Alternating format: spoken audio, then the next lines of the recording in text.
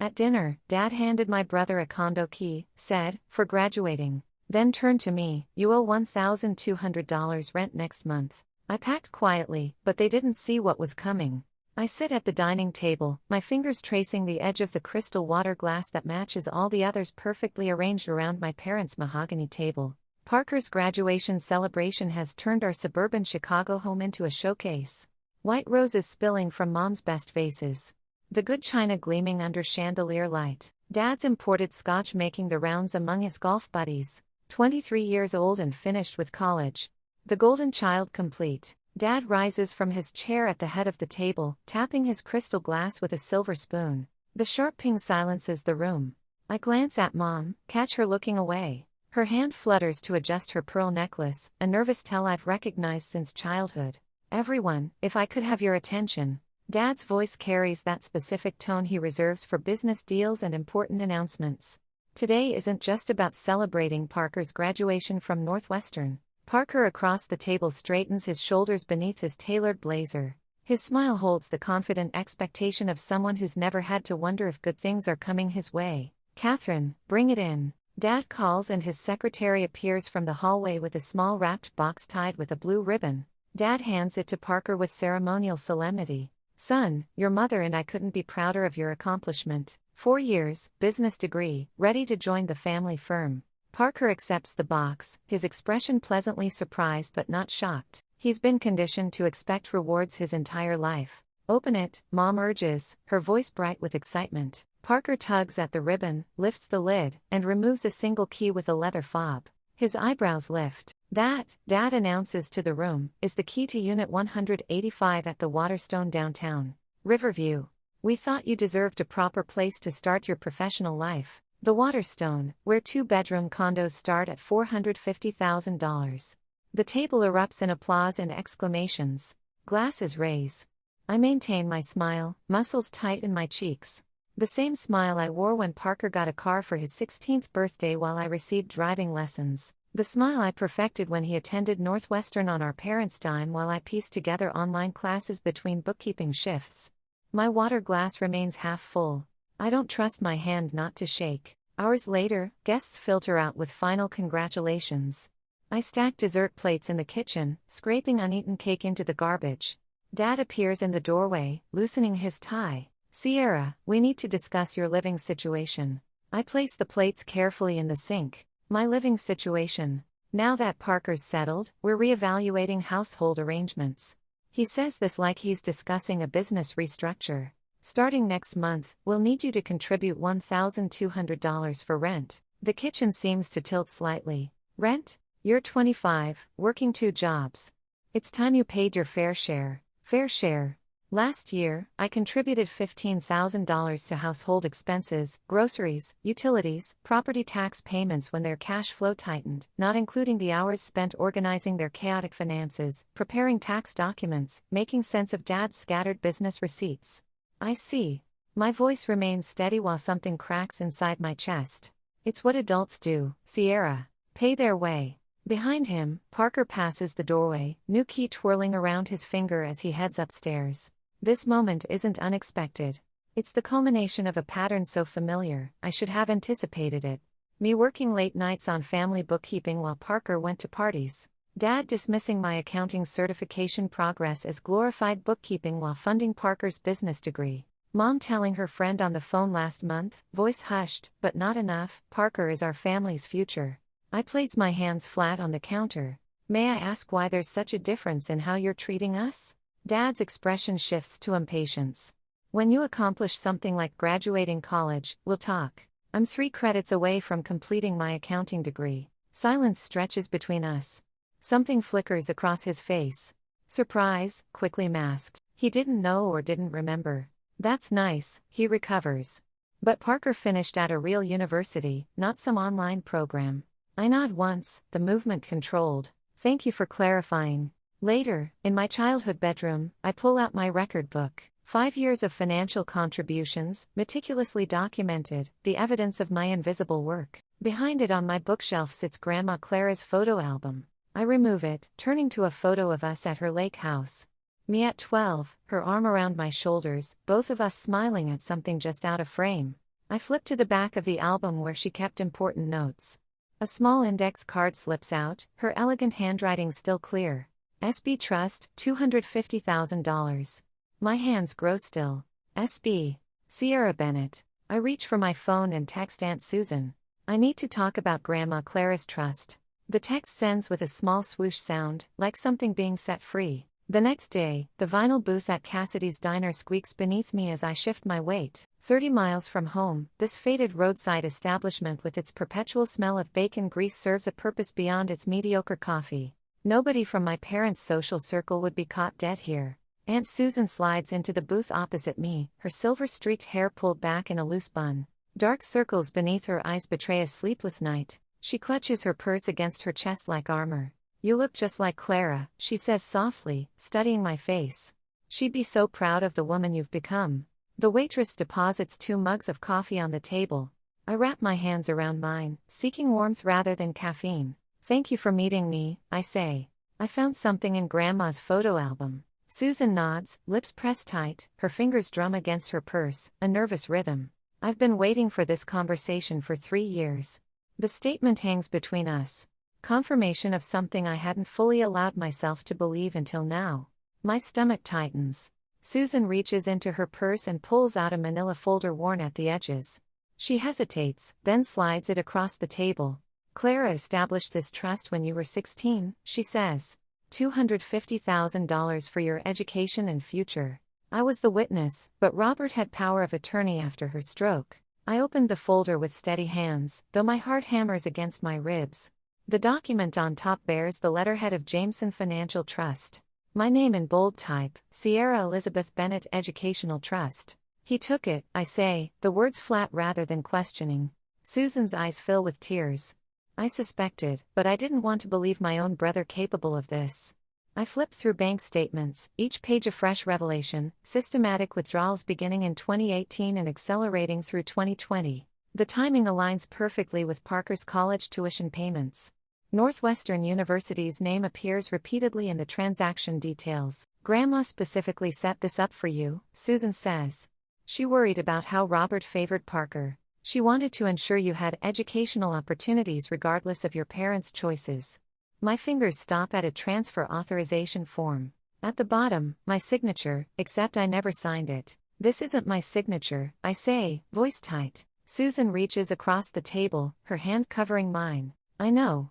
The diner seems to recede around me as I stare at the forgery. Not just fraud, but betrayal on the most personal level. Someone studied my handwriting, practiced it, perfected it enough to fool bank officials. "When did these transfers happen?" I ask, flipping back to the largest withdrawals. Susan hesitates. "The main transfers were in April of your senior year. April 2018. The month I spent 3 days in the hospital after collapsing from exhaustion. 3 days I barely remember through the haze of sedatives and sleep. A memory surfaces, Dad bringing paperwork from school to my hospital bed. Me signing without reading. Trust implicit despite our differences. My teenage belief that despite everything, certain lines wouldn't be crossed. They used my hospitalization," I say. The words taste like metal. Susan nods. "Robert told me you had agreed to help Parker with his college expenses. That you'd signed the forms willingly." I continue through the documents, each page another piece of the puzzle. "Who forged the later signatures?" Susan looks down at her untouched coffee. "Parker has always been good at mimicking handwriting since childhood." Something clicks into place. The caricatures Parker drew of teachers in high school, the forged excuse notes, the joke signatures he practiced, skills encouraged and laughed at within our family. "This was never about me not being good enough," I say, the realization dawning like a cold sun. They knew exactly what they were doing. The drive home feels longer than 30 miles. I park in the driveway but remain in the car, scrolling through my phone to collect my thoughts. My mother's Instagram page appears in my feed. A photo from Parker's graduation party. Everyone smiling beneath filtered perfection. The caption reads, "So proud of our perfect family. Parker's success in Sierra's uniqueness. Blessed mama. Proud parents." Uniqueness, the word she uses when she can't find actual accomplishments to celebrate. I enter the house through the side door, voices carrying from my father's study. The door stands ajar just enough for me to see my parents and Parker huddled around the desk. "The Anderson account should be your first priority," my father says to Parker. It's the cornerstone of the family business. Eventually, all of this will be yours to manage. My mother's hand rests on Parker's shoulder. You'll do wonderfully, sweetheart. You were born for this. Their vision of the future snaps into focus with crystal clarity. My contributions were expected. Parker's rewarded. My labor was obligation. His was preparation for inheritance. In my bedroom, I pull out my phone and dial a number I've had saved for years but never used. Mark Delaney's office, answers a crisp voice. This is Sierra Bennett, I say. I need to speak with Mark about a trust fund established by my grandmother, Clara Bennett. 20 minutes later, I'm walking Mark through the documents, his face growing increasingly serious on my laptop screen. Sierra, this isn't just unfair, it's illegal, he says finally. Multiple counts of fraud, forgery, misappropriation of fiduciary funds. Your father could face serious consequences. I stare at the documents spread across my bed. I don't want revenge. I want what's mine and then peace. Mark nods. I understand. We'll handle this with discretion, but firmly. When I return from the bathroom, a document lies centered on my bed. A rental agreement, my name typed neatly at the top. Monthly rate, $1,200.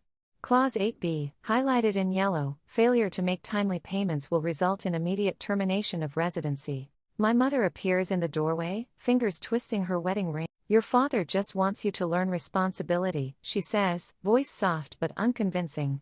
I look at her directly.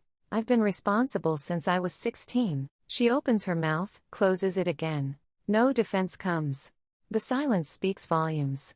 Before dawn, I pack methodically. Essential documents, financial records, clothing, family photos showing Grandma Clara. I leave my childhood stuffed animals arranged on the bed. Sentinels of a past I'm finally ready to leave behind. The attic yields one final discovery. Grandma Clara's journals, dusty but intact in a cedar chest. I flip through pages of elegant handwriting until a passage catches my eye. I worry about Robert's influence on the children, especially Sierra. He views her strength as competition rather than legacy. I must protect what I can. The first light of morning filters through my bedroom window as I place a handwritten letter on my perfectly made bed. 3 pages detailing every contribution I've made to this household. Every betrayal I've documented. Every truth I now understand. The front door closes behind me with a quiet click. No dramatic slam. No tearful goodbye. Just the soft sound of one chapter ending and another beginning. The morning sun glints off Lake Michigan as I pull into Aunt Susan's gravel driveway. Her cottage, weathered cedar siding with white trim, nestled among tall pines that whisper in the Michigan breeze. A world away from suburban Chicago. A world away from them. I cut the engine and sit for a moment, hands tight on the steering wheel. The 2-hour drive north gave me time to cycle through every emotion, rage, grief, betrayal, until I arrived at something steadier, determination. Susan appears on the porch, wiping her hands on a faded apron, her silver-streaked hair caught in the wind. She waves, and something in her smile reminds me so much of Grandma Clara that my throat tightens. You made it. She hurries down the steps, pulling me into a hug that smells of cinnamon and coffee. When she steps back, her eyes are bright with unshed tears.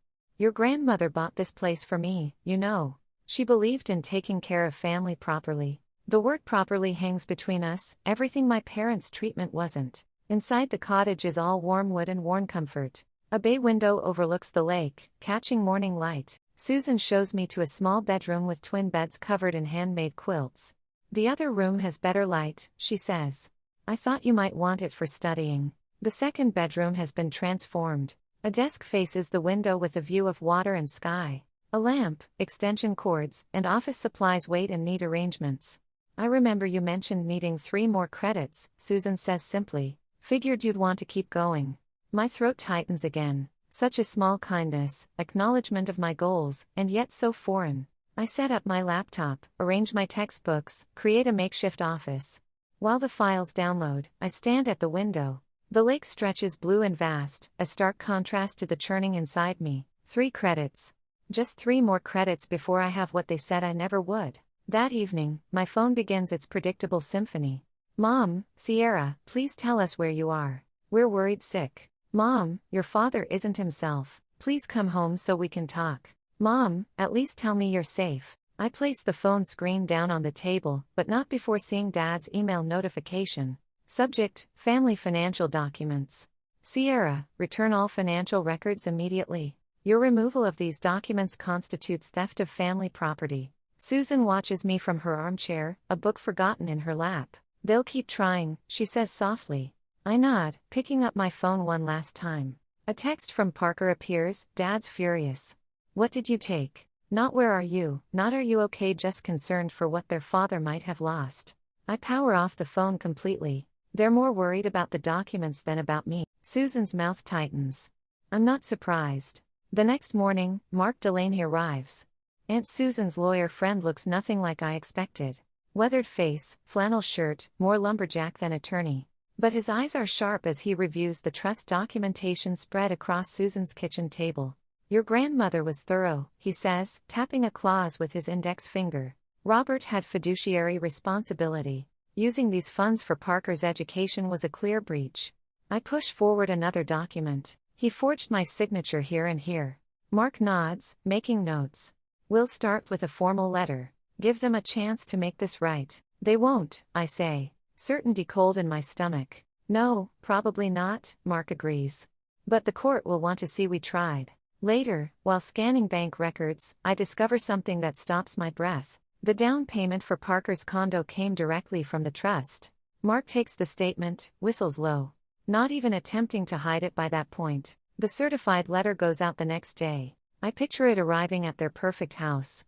My father's face as he signs for it. The bomb of legal language detonating in their carefully constructed world. Life at the cottage falls into rhythm. Morning classes online. Afternoons helping Susan with her garden. Evenings reviewing for my final accounting exam. The lake becomes my constant, sometimes glass still, sometimes storm-tossed, always there. 2 weeks after arriving, I submit my final exam. The screen flashes my score immediately, 97%. Susan insists on celebrating. She brings out a bottle of champagne and 2 flutes that belong to Grandma Clara. To your persistence, she toasts. I clink my glass against hers, a bittersweet ache blooming beneath my ribs.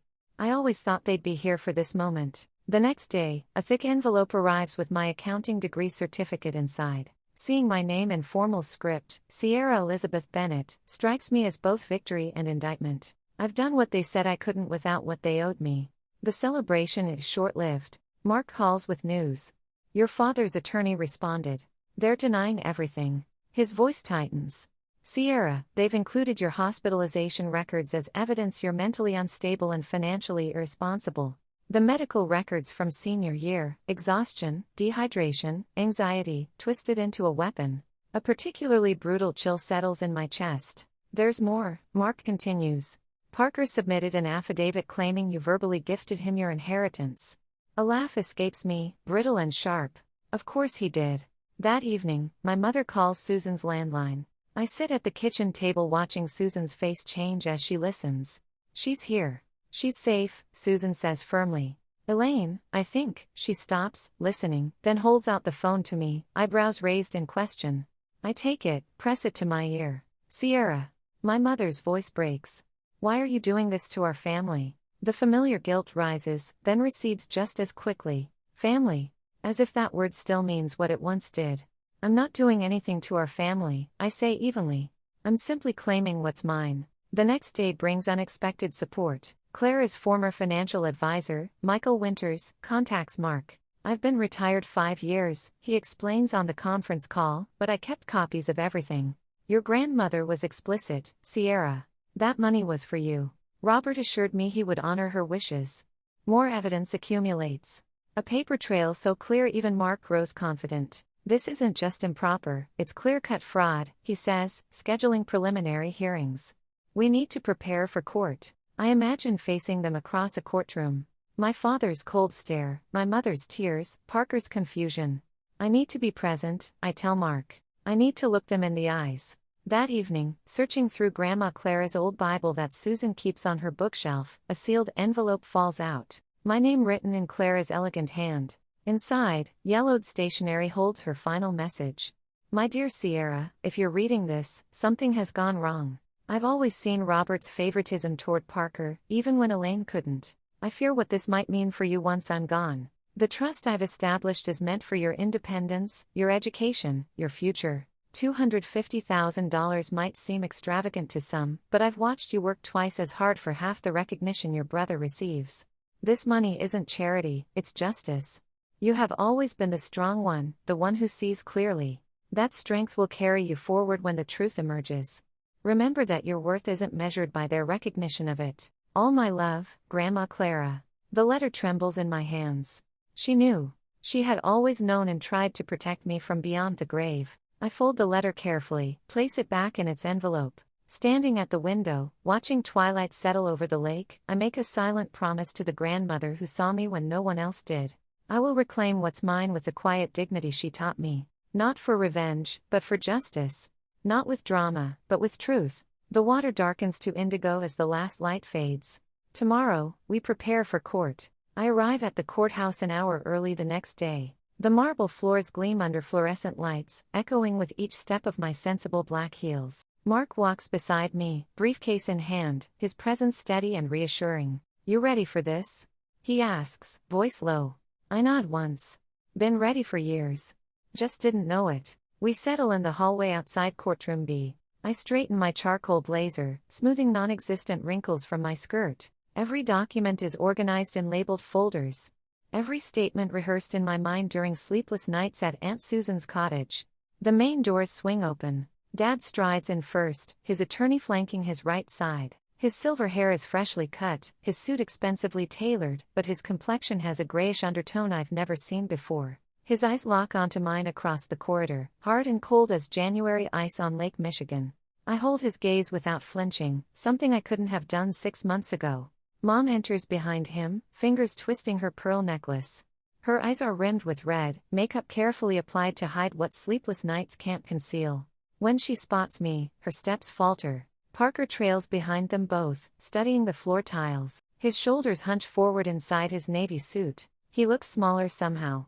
"They're scared," Mark whispers, touching my elbow. "Remember that." Mom breaks away from Dad, approaching with outstretched hands. "Sierra, please. We can still be a family." I take a half step back. "We are family, Mom. That's why this hurts so much." Her face crumples. Before she can respond, the bailiff calls our case number. Inside the courtroom, I sit ramrod straight beside Mark while Dad's attorney presents their opening statement, painting me as an ungrateful daughter who misunderstood normal family financial planning. The judge, a woman in her 60s with shrewd eyes behind rimless glasses, listens without expression. Mark rises when our turn comes. His voice carries through the room as he lays out each document, bank transfers coinciding with Parker's tuition payments, withdrawal slips with my forged signature, Grandma Clara's explicit trust instructions, and Dad's systematic violations as trustee. "Your Honor, this isn't merely poor financial management," Mark concludes. "This is deliberate fraud perpetrated against Miss Bennett at a time when she was hospitalized and unable to protect her interests." The judge's eyes narrow as she examines the signature comparisons. Her gaze lifts to Dad, who shifts in his seat. When called to testify, I approach the stand with steady steps. The oath feels heavy on my lips. "Miss Bennett," Mark begins, "please explain your financial contributions to your family household." I recall the exact figures, $15,387 last year alone. I describe working 2 jobs while taking online classes. I detail discovering Grandma Clara's trust only after Parker received his graduation condo. Dad's attorney attempts to rattle me during cross-examination. "Isn't it true your parents provided housing, food, and support your entire life?" "Yes," I answer. "And I provided over $40,000 in financial assistance and hundreds of hours of unpaid bookkeeping services for their business since I was 18. When Dad takes the stand, his composure slips under the judge's direct questioning about the signatures. "These were family funds," he snaps. "I made decisions as head of the household." "Mr. Bennett," the judge says, removing her glasses, "a trust isn't a household decision. It's a legal obligation. This appears to be a deliberate breach of fiduciary duty." Dad's face flushes crimson. "My daughter has always been difficult." "That's enough." The judge cuts in. "We'll take a 20-minute recess." In the hallway, Dad's attorney corners Mark with a manila folder. I stand close enough to hear the offer, $125,000 to settle, half of what was stolen. "Tell her to take it," Dad's attorney mutters. "Family disputes get ugly." Mark glances at me. I shake my head once. The offer climbs to $175,000 before recess ends. They're scared now, Mark says. They know how this looks. I want what was meant for me, I tell him. Not a penny less. Mom finds me near the water fountain, eyes swimming with tears. I knew it wasn't right, she whispers. But I didn't stop it. I just wanted peace. I look at her, really look at her, perhaps for the first time. The woman who taught me watercolors on Sunday afternoons, who never raised her voice, who never stood up for me either. This isn't about punishment, Mom. It's about justice. Sometimes peace costs too much. When court resumes, the judge delivers her ruling with clipped precision: full restoration of the trust fund, plus legal fees, additional penalties for fraudulent misappropriation, a formal accounting of all trust assets within 30 days. Furthermore, she adds, looking directly at Dad, I'm referring this matter to the State Bar Association given Mr. Bennett's legal license and position of trust.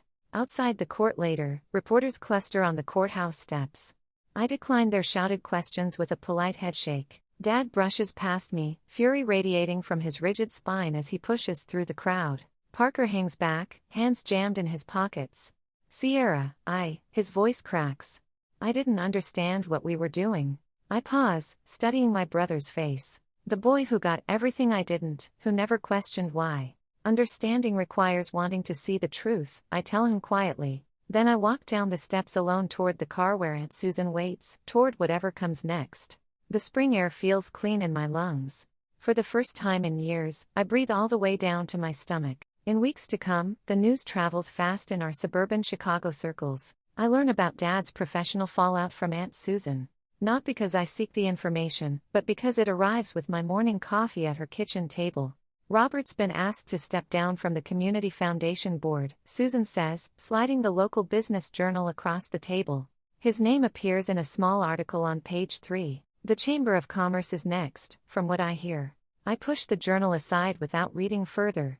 I'm not collecting trophies from his downfall. No one would blame you if you took some satisfaction in it. I've got balance sheets to review for my first real client. I tap my laptop. That's more satisfying than watching him lose face. Susan studies me over her reading glasses, then nods once.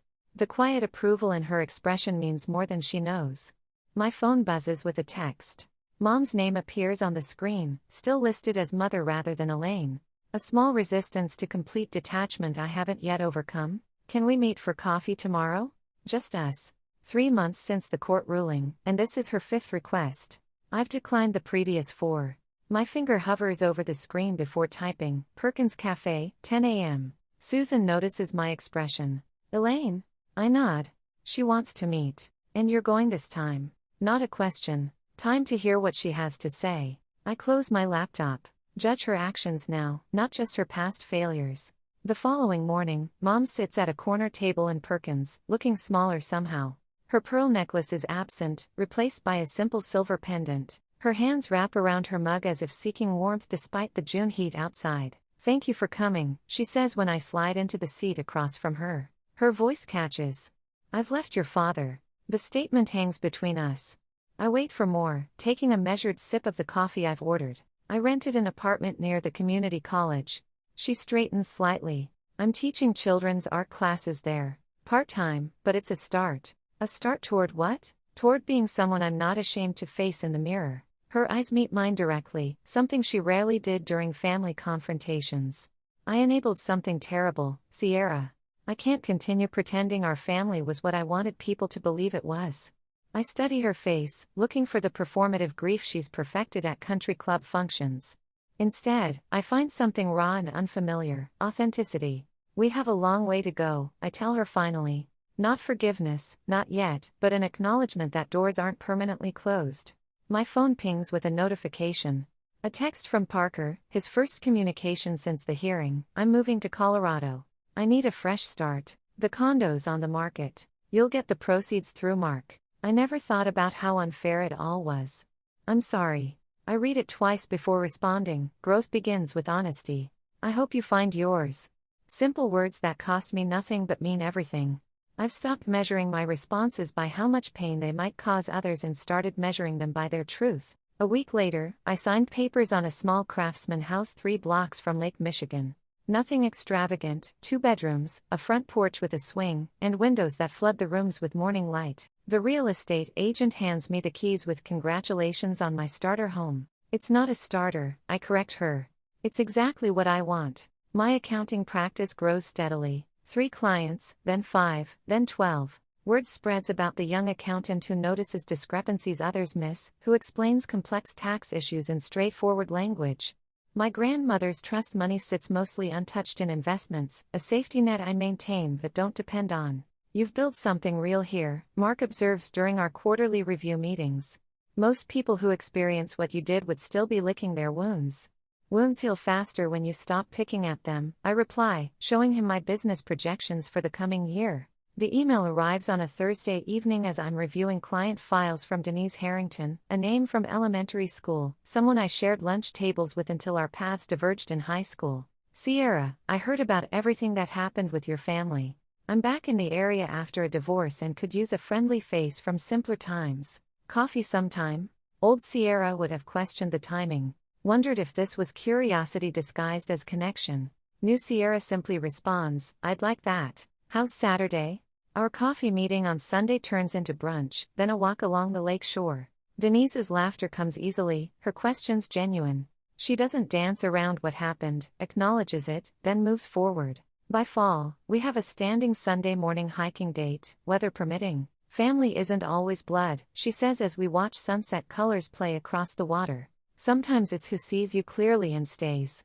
On Clara's birthday, I visit her grave with wild flowers gathered from my own garden. The cemetery is quiet, fallen leaves creating a copper carpet between the stones. I trace the letters of her name with my fingertip. You saw what was coming, I whisper. You tried to protect me even after you were gone. I place the flowers against her headstone with a small note tucked among the stems, thank you for seeing me. The wind lifts my hair as I stand, carrying the scent of autumn and possibility. Clara gave me more than money. She gave me the blueprint for a life built on integrity rather than appearance. Her legacy isn't just in my bank account. It's in every choice I make that honors truth over convenience. I drive home as sunset fades to twilight to a house that's entirely mine, filled with only the things and people I choose to welcome. At present, I stand on my porch, watching the sunset paint Lake Michigan in strokes of amber and gold. 1 year, 365 days since I walked away from my parents' mahogany dining table and the life built on pretense. The lake breeze carries the scent of spring blossoms from my small garden. I've planted everything myself, perennials that return stronger each season. The metaphor isn't lost on me. My accounting practice occupies the renovated sunroom of this modest lakeside cottage. 4 walls of windows where light pours in and spreadsheets make perfect sense. 27 clients now, mostly small businesses tired of being overlooked by larger firms, people who appreciate precision and honesty. Sierra, you've got to try this. Hannah holds out a glass of something fizzy and pink, my latest creation. I accept the drink from my friend, a word that means something entirely different now. Friends aren't people who tolerate you at family functions.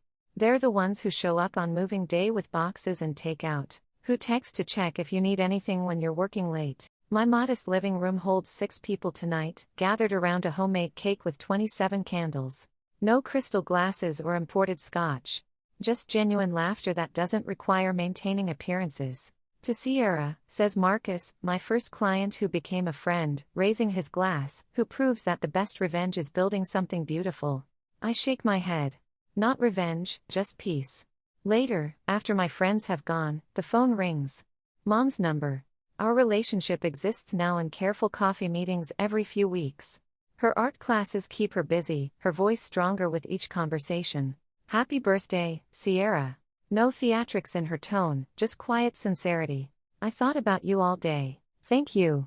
I settle into my porch swing. How's the watercolor class going? My students are showing real progress. A pause. I'm teaching them to paint what they see, not what they think should be there. The irony hangs between us. We both hear it. That's a valuable lesson, I say. Finally. Another pause. Parker called yesterday. He's interviewing for an assistant manager position at a sporting goods store in Denver. No family business, no condo, just finding his way on his own terms. I hope it works out for him. He asked for your number. I said I'd check with you first. Growth comes in small steps. You can give it to him. After we hang up, I retrieve Grandma Clara's journals from my bookshelf. They've become a roadmap through my own history. Her elegant handwriting chronicles 3 generations of Bennett family patterns, the favoritism shown to sons, the daughters expected to accommodate and support without recognition. The cycle ends with you, she wrote in her final entry, as if she knew I would someday read it. Last week, I met with Zoe, a 22-year-old starting her own graphic design business. She brought messy finances and dreams too big for her 1-bedroom apartment. Everyone says I should get a real job first, she told me, uncertainty creasing her forehead. Build something that reflects your values, not others' expectations, I replied, surprised by the certainty in my voice. The foundation matters more than how quickly the walls go up. The Christmas card from Dad remains unopened in my desk drawer. Some bridges stay burned by choice, not accident. From my porch, I can see the entirety of my rebuilt life. The garden I planted, the office where I work, the kitchen where I cook meals that nourish rather than impress. Everything chosen, nothing inherited except Clara's watch on my wrist and her wisdom in my decisions. The greatest inheritance wasn't the trust fund that secured my freedom, though I remain grateful for Clara's foresight. It was the courage she modeled, the willingness to recognize when walking away creates more value than staying. Sometimes the bravest thing isn't fighting for your place at a table set by someone else. It's building your own table, measuring the wood yourself, and inviting people who see you clearly to sit.